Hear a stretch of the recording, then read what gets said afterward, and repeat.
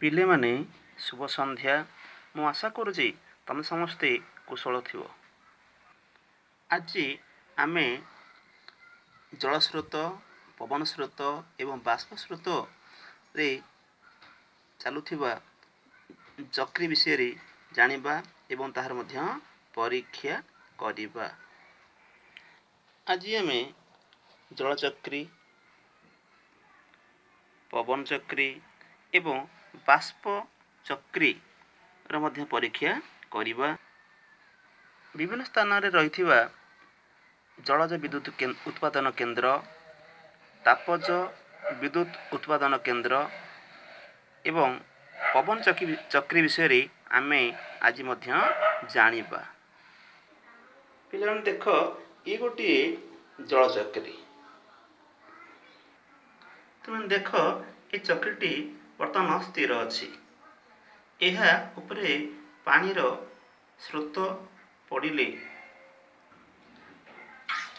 ଏହା ପରେ ବାହାରୁଥିବା ପାଣି ପଡ଼ିବା ଫଳରେ ଚକ୍ରଟି କ'ଣ ହେଉଛି? ଚକ୍ରଟି ଏବେ ଧୀରେ ଧୀରେ କ'ଣ ହେଉଛି? ଘୁରୁଛି। ଦେଖ ପାଣି ଅଧିକ ଖୋଲିଲେ ଚକ୍ର ମଧ୍ୟ କ'ଣ ହେଉଛି? ଅଧିକ ଜୋରରେ ବୁଲୁଛି।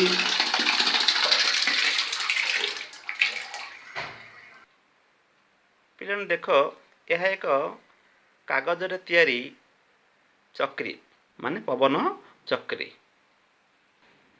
देख यह बर्तमान बुलू नाही। एबे आम देखिबा यदि आम पवन स्रोत सामने रखिबा आम बर्तमान देखिबा कौन हेउछि। पिलान देख ई कागज चक्री को आम पवन सामने रखिचु फल कौन होछि जे फैन रो पवन बाजिया फल रे कौन होछि ए जो पवन स्रोत रे जो यांत्रिक शक्ति अछि ता फल रे कौन होछि ए कागज चक्रीटी जोर रे घुरुछि। देख यदि पवन स्रोत अधिक हेबो फल कौन हबो यांत्रिक शक्ति रो परिमाण बढ़िबो चक्री टी कौन हबो अधिक जोर रे घुरिबो। पिलान देख चक्रीटी बर्तमान स्थिर अच्छी यह बुलू नाही। बर्तमान ये प्रेशर कुकर माध्यम आम पानी को गरम करी ता जो नोजल अच्छी यह मध्य बाट दे कौन हो गैस जल बाष्प बा जल स्रोत बाहर। बर्तमान ये चक्री को आम गैस जो जलीय बाष्प स्रोत बा बाष्प स्रोत सामने रखा फल बाष्प स्रोत जो इतने यांत्रिक शक्ति जो चक्रीटी जोर रे घुरुछि। एथर में कौन जानूचे जे जलीय जो जल स्रोत पवन स्रोत एवं बाष्प स्रोत रे थिबा यांत्रिक शक्ति जो चक्री मान सब घुरुछि। तुम मध्य ये परीक्षा गुड़िक घरे भल भाव कर। देख यह गोटे डैम रो दृश्य हीराकुद बंधर दृश्य। एठारे जलज विद्युत केन्द्र जलज विद्युत उत्पादन केन्द्र रही।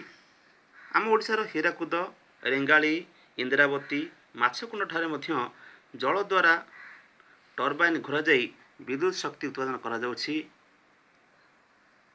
सेपरी ओडिशार तालचेर झारसुगुड़ा नालकोर सीपीपी रे बड़ बड़ टांकी रे जल को बाष्प करा जाई ए बाष्प सहायता रे टर्बाइन घोरा जाई विद्युत शक्ति मध्य उत्पादन करा जाउछि। जल द्वारा टर्बाइन घोरा जाई जो विद्युत शक्ति उत्पादन करा जाए ताको जलज विद्युत शक्ति कहा जाए। जल को गरम करी तार बाष्प सहायता टर्बाइन घुरा जाई जो विद्युत शक्ति उत्पादन करा जाए ताको तापज विद्युत शक्ति कहा जाए। आम देशर समुद्रकूल अंचल पवनर स्रोत अधिक थाए। ये पवन स्रोतर को व्यवहार करी पवन चक्री को पवन द्वारा घुरा जाई मध्य विद्युत उत्पादन करा जाउछि। केतक स्थान में जुआर एवं भट्टा साहाय्य मध्य टर्बाइन घुरा जाई विद्युत शक्ति उत्पादन करा जाउछि। ए चित्रटी देख, यह एक पवन चक्री। साधारणतः यह समुद्र कूल अंचल देखा जाए। आम ओडिशार पुरी आउ भारतर गोवा अंचल रही समुद्रकूल अंचल रे पवन चक्री साहाय्य मध्य विद्युत शक्ति उत्पादन करा जाउछि।